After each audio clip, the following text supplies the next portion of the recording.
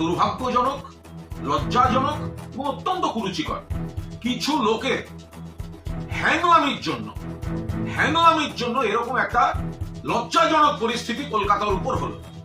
কেন মেসি যখন মাঠে ঘুরছেন, এত মানুষ, তারা কত শখ করে খেলার, মূল কথা ছিল না মেসিকে দেখতে যাচ্ছেন, মেসি আসছেন, স্বপ্নের নায়ক, মেসিকে দেখতে যাচ্ছেন। তো মাঠের মধ্যে যখন মেসি ঘুরছেন, তো বাকিরা মেসিকে একটু সামলে শুধু তার নিজস্ব দেহরক্ষী দিয়ে একটু ভিড় থেকে আগে মানুষের দিকে তাকিয়ে হাত নাড়তেন। তারা যারা এত দামি টিকিট কেটে দেখতে এসছেন, তারা দু চোখ ভরে দেখতেন। তো সেটা করা গেল না। এত কিসের হ্যাংলামি? কয়েকজনের যে আধিক্ষেতা দেখছি, এটা কিসের? এটা মেসি দেখা না নিজেকে জাহির করা? এটা কি হ্যাংলামি হলো? ফলে দূরে যারা বসলেন, যারা গ্যালারিতে টাকা দিয়ে গেছেন, ওই ভিড়ের মধ্যে দেখতে পাচ্ছেন না। কোনো পরিকল্পনার মা বাবা নেই। এই আয়োজক এটা হচ্ছে নাকি শুধু টাকা, শুধু ব্যবসা? আর যে ক্রীড়া প্রেমীরা এখানে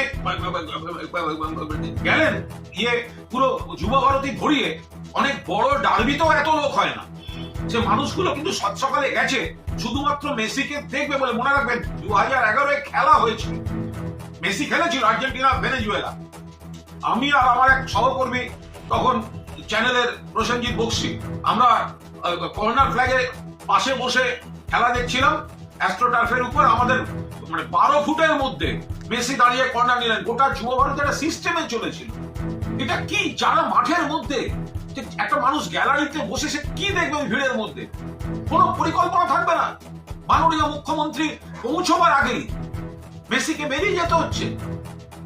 জল ছুঁড়েছেন কিছু দর্শক, জল ছোড়াটা হয়তো অন্যায়, আলাদা, বাট তাদের ক্ষোভটা কি করে অস্বীকার করবো? যে মানুষটা এত দামি টিকিট কেটে সকালবেলা নীল সাদা জামা পরে মেসিকে দেখবেন বলে গেছেন, তিনি যদি দেখেন দূরে ওই একটা জটলা শুধু ঘুরে বেড়াচ্ছে, এই হ্যাংলা গুলো কারা? এই আয়োজকটা কে? এরা শুধু এই টাকা তুলে দামি করে নিজেদের টাকাটাকে সুরক্ষিত রেখে অন্য জায়গা থেকে স্টাফদের এনে ঘুরিয়ে দেয়া, ইয়ার্কি মারার জায়গা পায়নি। এদের বিরুদ্ধে ব্যবস্থা নেওয়া উচিত।